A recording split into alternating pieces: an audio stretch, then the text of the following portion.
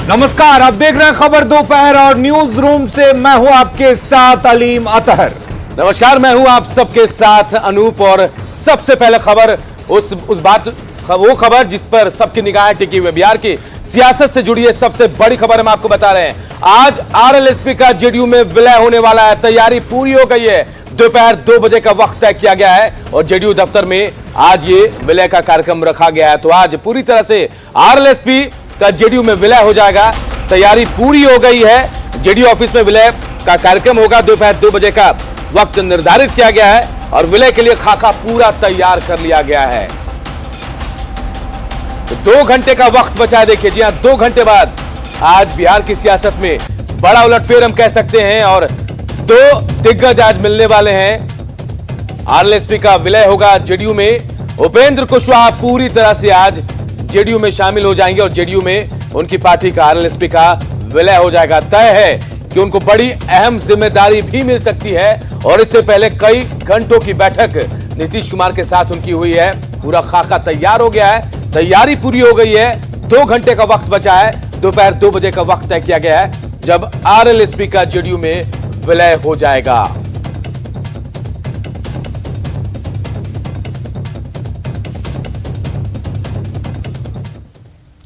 तो अब से 2 घंटे बाद आरएलएसपी का विलय हो जाएगा जेडीयू में। लेकिन एक तरफ आज विलय हो रहा है तो दूसरी तरफ इस पर सियासत भी जारी है।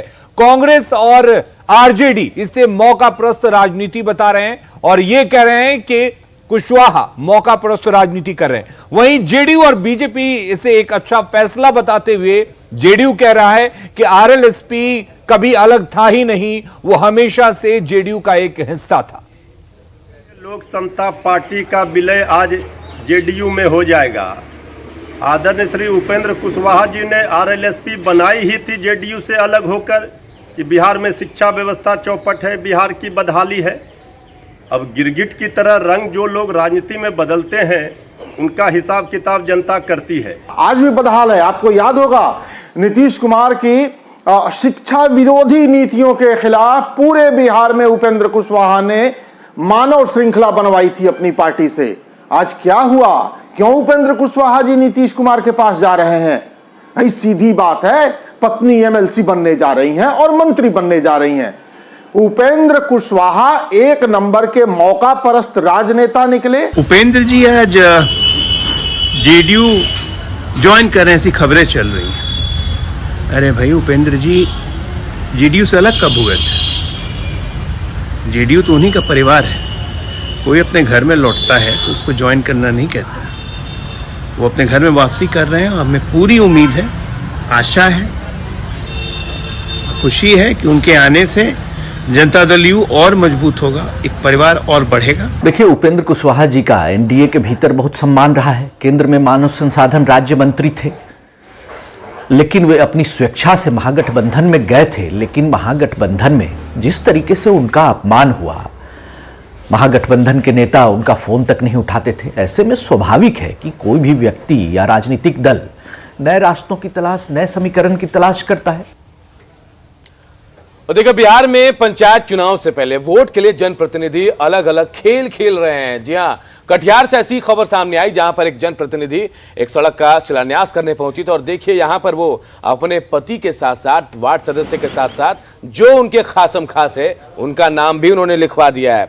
यह खबर कटिहार के शाही प्रखंड के वार्ड नंबर 1 से आई है, जहां मसान घाट गरी घाटी स्थित सड़क निर्माण से ये मामला जुड़ा हुआ है। सड़क के उद्घाटन में पंचायत समिति के सदस्य दीपा देवी ने अपने पति भोला शाह जदयू प्रखंड अध्यक्ष के साथ वार्ड नंबर 12 के पूर्व मेंबर का भी नाम लिखवा दिया है। वोट में हमको जो नाम दिया है हमको भी पता नहीं है और उससे हमको कोई मतलब भी नहीं है। कितना नंबर वार्ड? हम 12 नंबर वार्ड का है। 1 नंबर में आपका नाम डाला एक नाम डाला है तो हम बोले हुए नहीं है और हमको पूछ के भी नहीं डाला गया है। बोर्ड में योजना का नाम होना चाहिए, प्राकृत राशि होना चाहिए, अभिकर्ता का नाम होना चाहिए, मद का नाम होना चाहिए और अध्यक्ष का नाम होता है नीचे। और अब बात करते हैं एक ऐसी खबर की जो आम लोगों से जुड़ी हुई है। आम लोगों पर आज से महंगाई की एक और मार पड़ने वाली है। दरअसल बिहार में प्राइवेट बसों का किराया आज आधी रात से बढ़ने जा रहा है। दरअसल बस संचालक संघ ने यह फैसला डीजल की बढ़ती कीमतों की वजह से लिया है। आपको बता दें कि उनका कहना है लगातार डीजल की बढ़ती कीमतों के कारण इन्हें बस के भाड़े में इजाफा करना पड़ रहा है। पटना के मीठापुर बस स्टैंड से संवाददाता अमित कुमार ने रिपोर्ट दी है, आप भी देखिए। आज मध्यरात्रि 12 बजे से जो है निजी बसों का भाड़ा जो है उसमें इजाफा होना है। 20% के आसपास जो है वो बस भाड़ों में वृद्धि होगी और इसका ऐलान जो है वो बस एसोसिएशन की तरफ से जो है वो कर दी गई है। चूंकि लगातार डीजल के दामों में जो वृद्धि हो रही है, पेट्रोल के दामों में वृद्धि हो रही है, उसको देखते हुए ये बस भाड़े जो है वो बढ़ाए जा रहे हैं। और यहाँ पे देख सकते हैं ये मीठापुर बस स्टैंड है, प्राइवेट बस स्टैंड है और यहाँ पे जो है जो लोग हैं वो आकर के जो है बस से अपनी सफर शुरू करते हैं। और खास तौर पे अभी होली का वक्त है तो भीड़ जो है वो अच्छी खासी होती है। लेकिन जो बस एसोसिएशन के लोग हैं उनका कहना है कि डीजल में लगातार जो वृद्धि हो रही है दामों में, तो उसके कारण जो है अतिरिक्त बोझ पड़ रहा है और इसी को देखते हुए बस भाड़े जो है वो बढ़ाए गए हैं। और यहाँ जो है तकरीबन 20% जो है वो बस भाड़ों में वृद्धि की गई है। यहाँ ये भी बताते चले कि इससे पहले जो है वर्ष 2018 में जो है वो बस भाड़ों में वृद्धि की गई थी। तकरीबन 3 साल के बाद जो है बस एसोसिएशन जो है निजी बस एसोसिएशन उन्हें जो है भाड़ों में जो है वृद्धि करनी पड़ रही है और इसका असर जो है वो कहीं न कहीं आम लोगों के जेब पर पड़ रहा है। तो कुछ लोग हैं इनसे भी हम बात करते हैं, जानते हैं। भैया ये बताइएगा कि बस भाड़ा बढ़ रहा है, कितना आप लोगों के जेब पे असर कर रहा है? बस भाड़ा जो बढ़ रहा है कितना? बस तो अभी भाड़ा बढ़ा नहीं है। आज तो बढ़ रहा है। हाँ, बढ़ रहेगा तो ऐसी सवारी है, 2 को 3 को सवारी हो रहा है, ऐसे वो भाड़ा में तो सवारी करने के लिए तैयार नहीं। आप बताइए।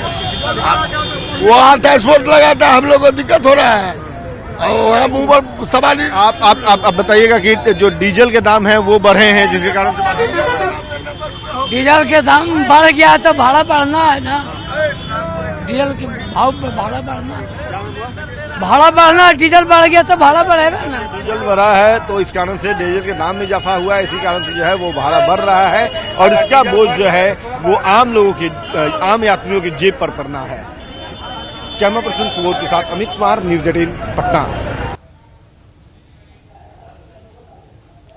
तो यहां पर 20% किराए की वृद्धि आज आधी रात से की जाएगी। जाहिर सी बात है कि इसकी मार आम लोगों के जेब पर पड़ेगी।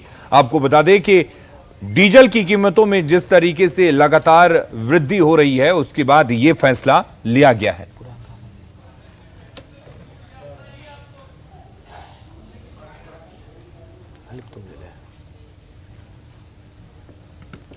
और रुक करेंगे इस वक्त एक बड़ी खबर की, और बड़ी खबर इस वक्त शेखपुरा से आ रही है जहां पर जबरदस्त हंगामा हुआ है। दरअसल यहां पर सिपाही भर्ती परीक्षा में जबरदस्त हंगामा हुआ है। अभ्यर्थियों ने जमकर हंगामा किया है। लेट से पहुंचने पर प्रवेश की इजाजत नहीं दी गई, जिसके बाद अभ्यर्थियों ने हंगामा किया है और इजाजत नहीं मिलने से यहां पर अभ्यर्थी भड़के हैं। तस्वीरें आपके सामने हैं। बीएम हाई स्कूल परीक्षा केंद्र का यह मामला है जहां पर पुलिस भर्ती परीक्षा में जबरदस्त हंगामा हुआ है। अजीत हमारे साथ जुड़े हुए हैं। अजीत, पूरा मामला क्या है? आखिर क्यों देर से पहुंचे ये छात्र और क्या इतने देर से पहुंचे थे कि इन्हें इजाजत नहीं मिलनी चाहिए थी? जी, ये छात्रों का कहना है कि 9 से 10 बजे तक प्रथम पाली में प्रवेश करने का जो निर्धारित समय है उसी समय में प्रवेश करने का प्रयास किया गया, लेकिन जो परीक्षा केंद्र अधीक्षक हैं या पुलिस बल हैं उन लोगों ने जबरन नहीं जाने दिया, जिसके कारण विवाद बढ़ी और हंगामा हुआ। लेकिन उसके बावजूद भी परीक्षार्थी को किसी भी स्थिति में परीक्षा प्रवेश करने पर नहीं दिया गया है, जिसके कारण परीक्षा से वो वंचित रह गया है। जी, क्या कहना है परीक्षा केंद्र पर जो एग्जाम कंट्रोलर होते हैं उनका क्या कुछ कहना है? क्या इनको इजाजत दी जानी चाहिए या अब क्या ये कह रहे हैं छात्र?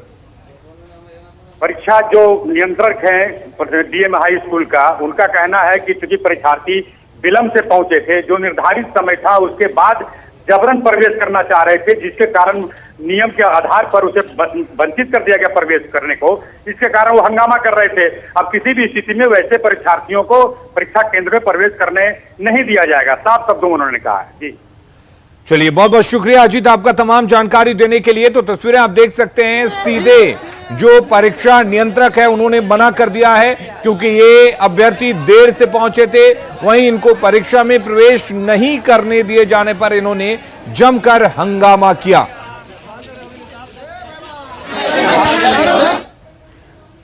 और झारखंड की राजधानी रांची से एक बार फिर ऐसी खबर आई जिसने सबको चौंका दिया। भीड़ का क्रूर चेहरा यहां देखने को सामने आया। जी हां, अनगढ़ा इलाके से यह मामला सामने आया, जहां एक शख्स को चोरी के आरोप में पकड़ा गया। उसकी इतनी पिटाई की गई कि उसकी मौत हो गई। इसके बाद नाराज लोगों ने अनगढ़ा थाने का घेराव भी किया है। उसके बाद पुलिस ने कार्रवाई की, कुछ लोगों को हिरासत में भी लिया है, उनसे पूछताछ की जा रही है। तो तस्वीर में हम आपको दिखा रहे, मुबारक नाम का शख्स बताया जा रहा है, जिसे अनगढ़ा में लोगों ने चोरी के आरोप में पकड़ा। उसे पेड़ से बांधकर उसकी जमकर पिटाई की और इतनी पिटाई कि उसकी वहीं पर मौत हो गई। उसके मरने के बाद पुलिस वालों को सूचना दी गई, पुलिस भी मौके पर पहुंची। इसके बाद शव को वहां से हटाया गया। हालांकि पुलिस ने कार्रवाई भी की इस मामले में और कुछ लोगों को हिरासत में लिया, उनसे पूछताछ इस वक्त की जा रही है। और जो नाराज लोग हैं, इस घटना के बाद जो लोग नाराज थे, उन्होंने अनगढ़ा थाने का घेराव भी किया।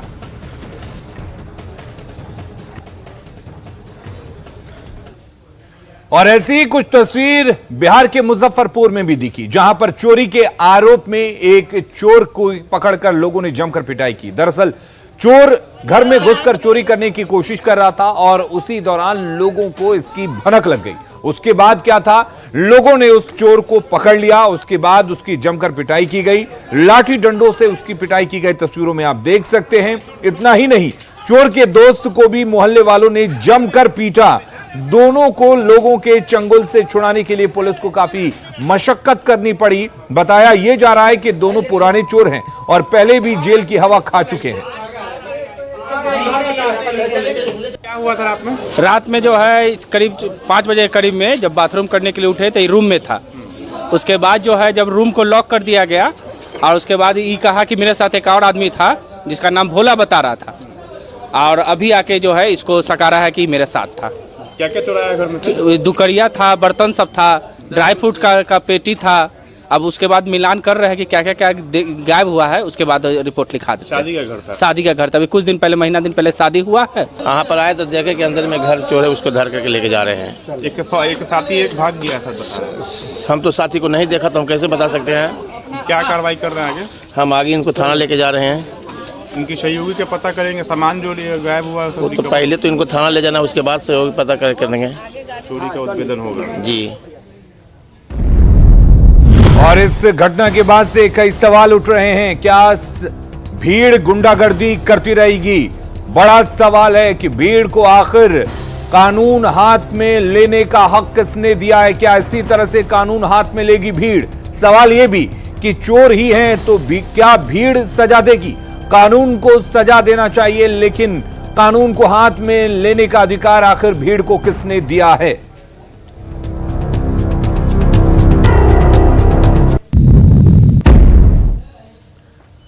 और अब बात उत्पाद विभाग को मिले बड़ी कामयाबी की। जी हां, छपरा से खबर आई जहां पर उत्पाद विभाग को बड़ी कामयाबी मिली। एक सफारी गाड़ी को मशरक में पकड़ा गया और जब उसकी तलाशी ली गई तो तहखाने के अंदर से भारी मात्रा में शराब बरामद की गई है। मशरक के बसोही में यह सफारी पकड़ी गई थी और शक के आधार पर जब इसकी तलाशी ली गई तो तहखाना बनाकर बाकायदा शराब यहां रखी गई थी, जिसे यहां से दरभंगा ले जाया जा रहा था। राजस्थान नंबर की गाड़ी है जहां 2 लोग शराब को लेकर जा रहे थे। हालांकि पुलिस ने बैरियर के पास जांच की और दोनों शराब तस्करों को गिरफ्तार कर लिया, शराब को जब्त कर लिया है। जितने भी एंट्री पॉइंट हैं जिले के, उन सारे एंट्री पॉइंट पर लगातार हमारी 5 टीम वाहन चेकिंग कर रही है। और ये जो पकड़ाया गाड़ी राजस्थान नंबर का सफारी गाड़ी, इसकी गुप्त सूचना हम लोग को मिली थी। हम लोग वहाँ वाहन चेकिंग कर रहे थे, उसी बीच ये गाड़ी आई। उसको हम लोग ट्रैप किया। ट्रैप करने के बाद उसकी चेकिंग की गई तो देखा गया कि तहखाना बना करके पीछे और सीट के नीचे चारों तरफ तहखाना बना करके इंपीरियल ब्लू का 375 ml और 180 ml का शराब। और अब बात करते हैं स्वच्छता सर्वेक्षण अभियान की, जिसके तहत पटना में सफाई अभियान चलाया गया। पटना के हनुमान नगर में स्वच्छता सर्वेक्षण अभियान 2021 के तहत सफाई अभियान चलाया गया और इस दौरान आपको बता दें कि पटना नगर निगम की उप आयुक्त शीला ईरानी नजर आई। उन्होंने इसका नेतृत्व किया। इनके साथ ही निगम के सैकड़ों सफाई कर्मी भी इस अभियान में शामिल हुए। सभी ने हाथों में झाड़ू लेकर सफाई की। लोगों से अपने मोहल्ले और शहर को साफ सुथरा रखने की अपील की गई। नहीं, लोग अवेयर है, लेकिन बहुत सारी चीजों को उनको अभी भी प्रतिदिन बताने की आवश्यकता है और रोजमर्रा की जिंदगी में उनको अडॉप्ट करवाने की जरूरत है। जानते सभी है बट अमल नहीं करते क्योंकि ये आदत नहीं पड़ी है उनको। तो हमारी ये कोशिश है कि कचरे का वो लोग सेग्रीगेशन करें, गीला कचरा अलग रखें, सूखा कचरा अलग रखें और अलग अलग डस्टबिन में रखें, अलग अलग डिस्पोजल करें। जो हमारी गाड़ियाँ आती है कचरा को हमारी गाड़ी में ही डालें।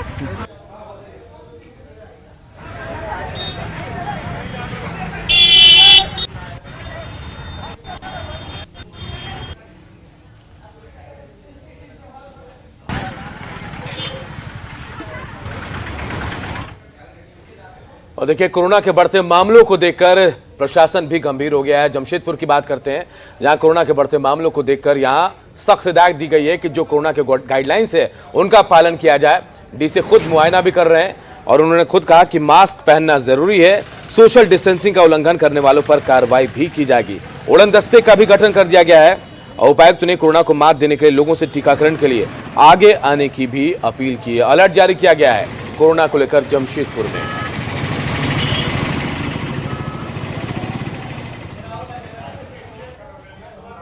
और अब बात करते हैं उम्मीदों के ट्रेन की। उम्मीदों के ट्रेन की बात करें तो कोसी इलाके के लोगों का सपना अब साकार हो चुका है। 87 साल बाद इस इलाके के लोगों को ट्रेन देखने को मिली और महासेतु से ट्रेन गुजरकर जब इनके इलाके में पहुंची तो लोगों की खुशी का ठिकाना नहीं रहा।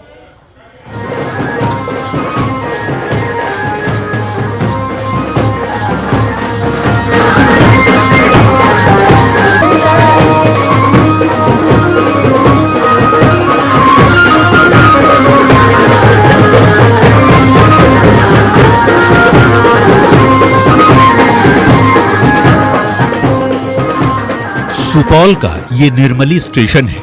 यहाँ महिलाओं की भीड़ उत्साह से नाच रही है।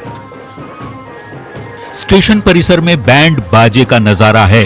ट्रेन के स्वागत के लिए लोगों की भारी भीड़ उमड़ पड़ी है। महिलाएं झूम रही हैं, लोग नाच रहे हैं।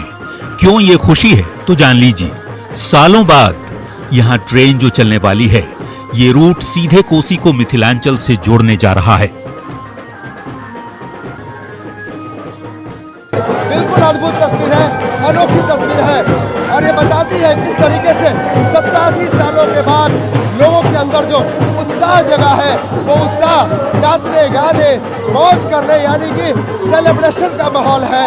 चाहे बच्चे हो, बुजुर्ग हो या महिलाएं हैं, सभी नाच रहे हैं, झूम रहे हैं। शायद लगता है कि होली, दशहरा और सारे पर्व एक साथ मना लेने का है। ये लगता है कि बहुत खुशी का बात है। हम लोग बहुत खुशी है।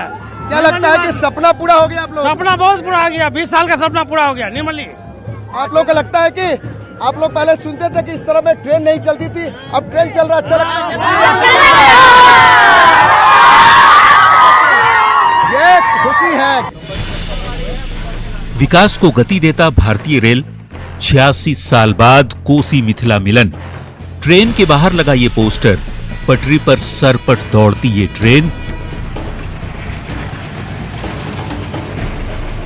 कोसी मिथिलांचल के लिए सचमुच शनिवार का दिन खास रहा, जब जीएम स्पेशल ट्रेन निकल पड़ी अपने सफर पर। सबसे खास बात ये कि इस ट्रेन की कमान महिलाओं को दी गई थी। चालक भी महिला, सहयोगी भी महिला और गार्ड भी महिला कर्मचारी। इस खास ट्रेन की ड्राइविंग सीट पर बैठी संयुक्ता कुमारी ने इस स्पेशल ट्रेन को समस्तीपुर मंडल के सुपौल, सरायगढ़, निर्मली, झंझारपुर रेलखंड पर चलाया। ट्रेन पर हमारे संवाददाता अमित सिंह भी सवार थे।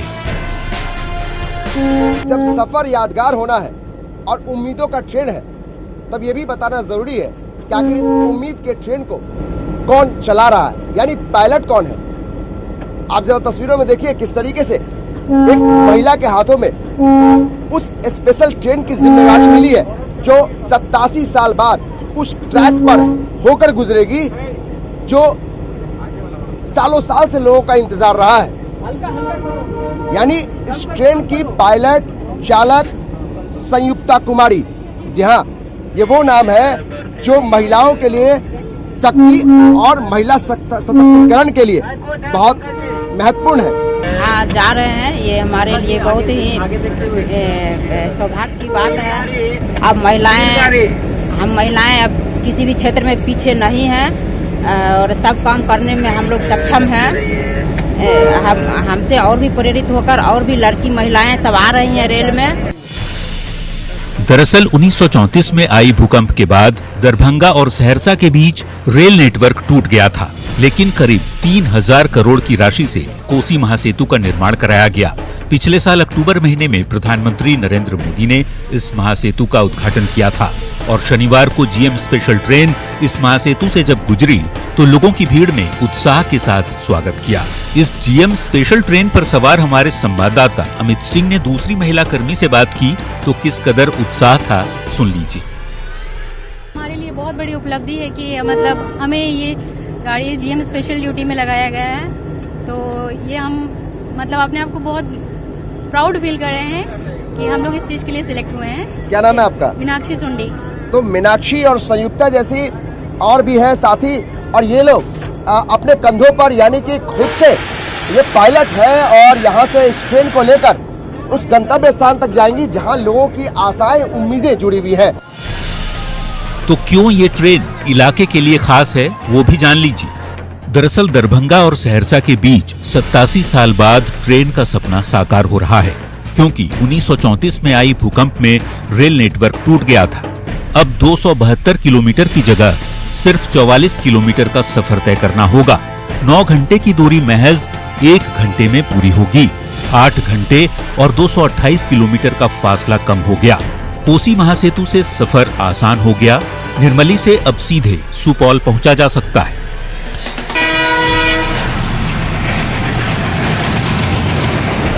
न्यूज 18 के लिए अमित सिंह के साथ bureau report.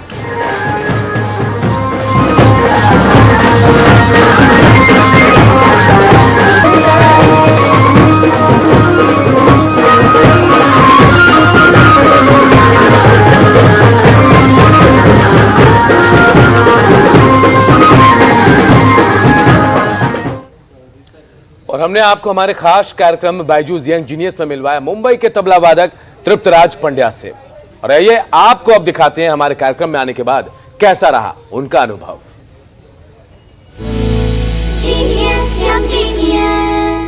Byju's young genius news 18 पर एक ये कोशिश है जहां हम आपके सामने लेकर आ रहे हैं देश के कुछ करामाती यंग जीनियसेस, चाइल्ड प्रोडिजीज। उनमें से एक हैं तबला एक्सपर्ट तृप्तराज पांड्या। तृप्तराज नमस्कार, कैसा लगा यंग जीनियस में शरीक होकर? नमस्कार, बहुत अच्छा रहा एक्सपीरियंस मेरा, बहुत मजा आया और यादगार था। मैं सोनू सूद सर से भी मिला, उनसे भी बातचीत की तो बहुत मजा आया। तो क्या याद रहेगा आपको? मेरे को सोनू सूद सर की बताई हुई बातें याद रहेगी कि वो कैसे अपना टाइम टेबल फिक्स करते थे, उनका एक डेली स्ट्रिक्ट डिसिप्लिन रूटीन कैसा था, वो सब याद रहेगा। गुरुजी ने कुछ कहा जब आपने बताया कि देखिए सर मैं ऐसे एक यंग जीनियस के शो में गया हूं, क्योंकि गुरुजी से भी हमने बात की है? कहा ठीक है, बहुत अच्छी बात है। वेरी गुड तृप्तराज, बहुत अच्छा लगा आपसे बात करके। All the very very best. यूं ही मुस्कुराते रहिए और तबले पर और अच्छे करामात करते रहिए। Wish you all the very best. Thank you.